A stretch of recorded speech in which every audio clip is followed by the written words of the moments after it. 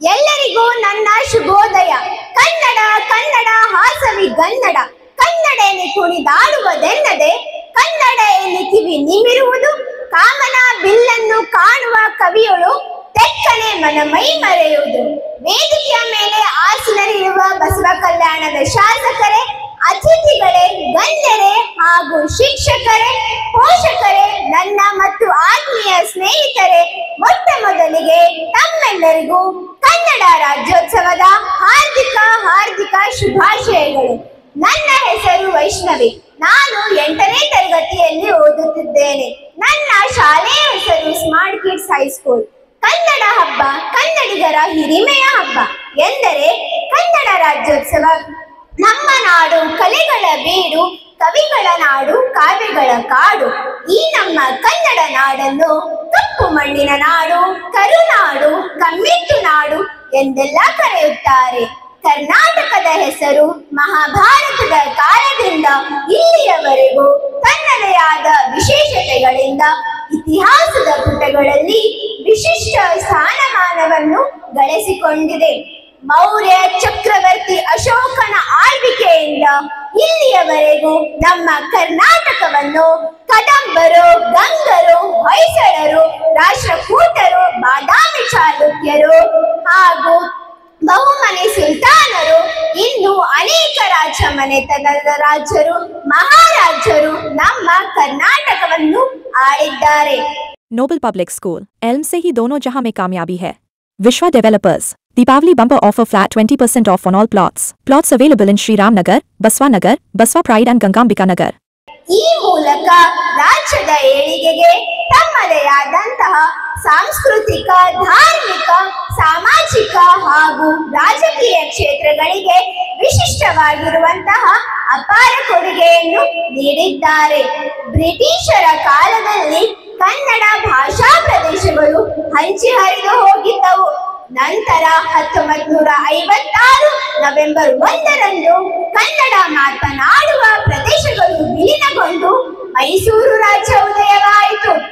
ಅದನಂತರ 1973ರಲ್ಲಿ ಮೈಸೂರು ರಾಜ್ಯಕ್ಕೆ ಕರ್ನಾಟಕ ರಾಜ್ಯ ಎಂದು ಮರುನಾಮಕರಣ ಮಾಡಲಾಯಿತು. ಈ ಒಂದು ಸವಿ ನೆನಪಿಗಾಗಿ ನಾವು ಪ್ರತಿ ವರ್ಷ ನವೆಂಬರ್ 1ರಂದು ಕನ್ನಡ ರಾಜ್ಯೋತ್ಸವವನ್ನು ತುಂಬಾ ವಿಜೃಂಭಣೆಯಿಂದ ಎಲ್ಲಾ ಶಾಲಾ ಕಾಲೇಜುಗಳಲ್ಲಿ, ಸರಕಾರಿ ಕಚೇರಿಗಳಲ್ಲಿ ಹಾಗೂ ವಿವಿಧ ಸಂಸ್ಥೆಗಳಲ್ಲಿ ಆಚರಣೆ ಮಾಡುತ್ತೇವೆ. ನಮ್ಮ ಕರ್ನಾಟಕ ರಾಜ್ಯದ ಏಕೀಕರಣದ ಕನಸನ್ನು ಕಂಡ ಮೊದಲ ವ್ಯಕ್ತಿ ಎಂದರೆ ಆಲೂರು ವೆಂಕಟರಾಯರು. ಜೊತೆಗೆ ಕೆಂಗಲ್ ಹನುಮಂತಯ್ಯ, ಕುವೆಂಪು, ಮಾಸ್ತಿ ವೆಂಕಟೇಶ ಅಯ್ಯಂಗಾರ್, ಶಿವರಾಮ್ ಕಾರಂತ್, BM ಶ್ರೀಕಂಠಯ್ಯ ಇನ್ನು ಅನೇಕರು ಪ್ರಮುಖರಾಗಿದ್ದರು. ನಮ್ಮ ಕರ್ನಾಟಕ ರಾಜ್ಯ ತನ್ನದೇ ಆದ ಪ್ರತ್ಯೇಕ ಬಾವುಟ ಹೊಂದಿದ್ದು ಹಳದಿ ಮತ್ತು ಕೆಂಪು ಬಣ್ಣದಿಂದ ಕೂಡಿದೆ. ಹಳದಿ ಬಣ್ಣ ಶಾಂತಿ ಸೌಹಾರ್ದತೆಯನ್ನು ಸೂಚಿಸಿದರೆ, ಕೆಂಪು ಬಣ್ಣ ಕ್ರಾಂತಿಯನ್ನು ಸೂಚಿಸುತ್ತದೆ.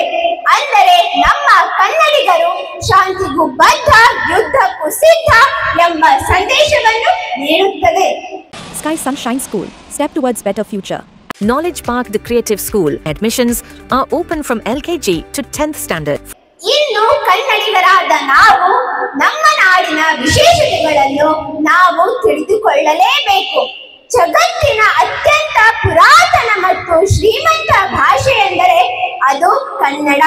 ಪ್ರಕೃತಿಯ ಸೊಬಗು, ನದಿಗಳ ಹರಿವು, ಪಶ್ಚಿಮ ಘಟ್ಟಗಳ ಸೌಂದರ್ಯ ಎಷ್ಟು ವರ್ಣಿಸಿದರೂ ಸಾಲದ ಏಕೈಕ ನಾಡು ನಮ್ಮ ಕನ್ನಡ ನಾಡು. ಅದೇ ಕರ್ನಾಟಕ. ನಮ್ಮ ನಾಡಿನ ಕೆಲವೊಂದು ವಿಶೇಷತೆಗಳನ್ನು ನಾವು ತಿಳಿಯಲೇಬೇಕು. ಸ್ನೇಹಿತರೆ, ವಿಕಿಪೀಡಿಯಾದ ಲೋಗದಲ್ಲಿರುವ ಭಾರತದ ಕೆಲವು ಭಾಷೆಗಳಲ್ಲಿ ನಮ್ಮ ಕನ್ನಡ ಭಾಷೆಯೂ ಕೂಡ ಒಂದು. ಭಾರತದ ಹಲವು ಭಾಷೆಗಳಲ್ಲಿ ಕೆಲವು ಭಾಷೆಗಳಿಗೆ ಸಿಕ್ಕಿರುವ ಗೌರವದಲ್ಲಿ ನಮ್ಮ ಕನ್ನಡ ಭಾಷೆಯೂ ಕೂಡ ಒಂದಾಗಿದೆ. ಸಾಹಿತ್ಯ ಕ್ಷೇತ್ರಕ್ಕೆ ಕೊಟ್ಟಿರುವ ಕೊಡುಗೆಗಳಲ್ಲಿ ಹಿಂದಿ ಭಾಷೆಯನ್ನು ಹೊರತುಪಡಿಸಿ ಅತಿ ಹೆಚ್ಚು ಜ್ಞಾನಪೀಠ ಪ್ರಶಸ್ತಿ ಪಡೆದ ಕೀರ್ತಿ ಕನ್ನಡಿಗರದ್ದಾಗಿದೆ. ಅದರಲ್ಲೂ ಇನ್ನೊಂದು ವಿಶೇಷ ಏನೆಂದರೆ, ಯಾವುದೇ ಭಾಷಿಗರು ನಮ್ಮ ಕನ್ನಡ ನಾಡಿಗೆ ಬಂದಾಗ ಅವರ ಮಾತೃಭಾಷೆ ಯಾವುದು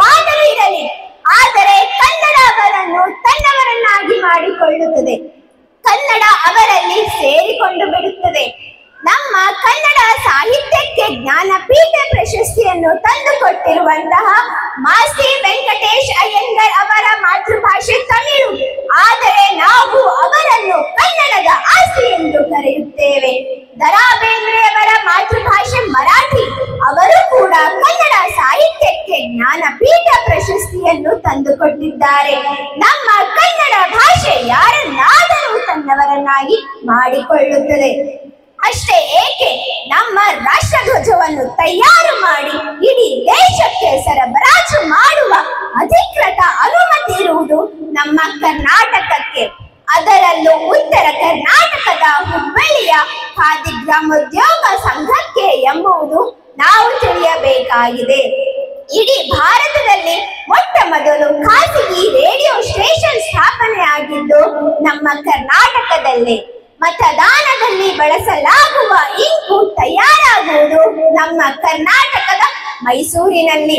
ಇಡೀ ಭಾರತದಲ್ಲಿ ಚುನಾವಣಾ ಆಯೋಗಕ್ಕೆ ಇಂಕು ಸರಬರಾಜು ಮಾಡುವುದು ನಮ್ಮ ಕರ್ನಾಟಕದಿಂದಲೇ. ಸ್ನೇಹಿತರೆ, ನಮ್ಮ ಕನ್ನಡಿಗರ ಬಗ್ಗೆ, ಕನ್ನಡ ನಾಡಿನ ಬಗ್ಗೆ ಎಷ್ಟು ಹೇಳಿದರೂ ಸಾಲದು.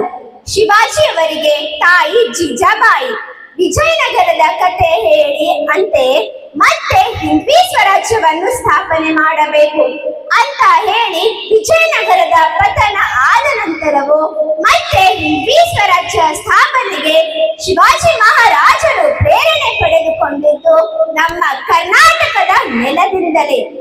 ಬ್ರಿಟನ್ ಅನ್ನ ಪ್ರಜಾಪ್ರಭುತ್ವದ ತವರು ಎಂದು ಹೇಳಲಾಗುತ್ತದೆ. ಆದರೆ ಅದಕ್ಕಿಂತ ಮೊದಲೇ, ಅಂದರೆ 12ನೇ ಶತಮಾನದಲ್ಲಿ ನಮ್ಮ ಬಸವ ಕಲ್ಯಾಣದಲ್ಲಿ ಅನುಭವ ಮಂಟಪ ಸ್ಥಾಪಿಸುವ ಮೂಲಕ ಪ್ರಜಾಪ್ರಭುತ್ವದ ಮೊದಲ ಪ್ರಯೋಗ ಆರಂಭಿಸಿದ್ದು ಜಗಜ್ಯೋತಿ ಎಂದೇ ಕರೆಯಲ್ಪಡುವ ನಮ್ಮ ಬಸವಣ್ಣನವರು. ಇದು ಕೂಡ ನಮ್ಮೆಲ್ಲರ ಹೆಮ್ಮೆಯಾಗಿದೆ.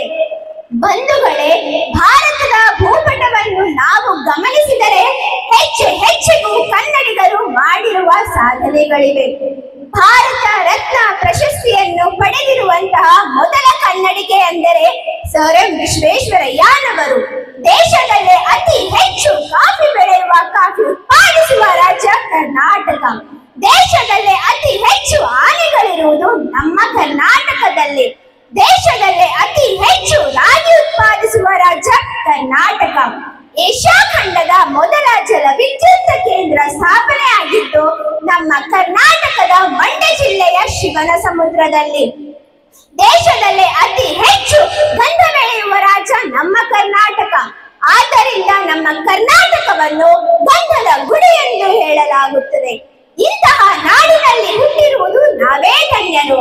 ನಮ್ಮ ನಾಡನ್ನು ಇನ್ನಷ್ಟು ಉನ್ನತಿಯತ್ತ ಕರೆದುಕೊಂಡು ಹೋಗೋಣ, ಕನ್ನಡವನ್ನು ಉಳಿಸೋಣ ಮತ್ತು ಬೆಳೆಸೋಣ ಎಂದು ಹೇಳುತ್ತಾ ನನ್ನ ಮಾತುಗಳನ್ನು ಮುಗಿಸುತ್ತೇನೆ. ಕೊನೆಯದಾಗಿ ಹೇಳುತ್ತೇನೆ, ಎಲ್ಲಾದರೂ ಇರು, ಎಂತಾದರೂ ಇರು, ಎಂದೆಂದಿಗೂ ನೀ ಕನ್ನಡವಾಗಿರು. ಕನ್ನಡವೇ ಸತ್ಯ, ಕನ್ನಡವೇ ನಿತ್ಯ ಎಂದು ಹೇಳುತ್ತಾ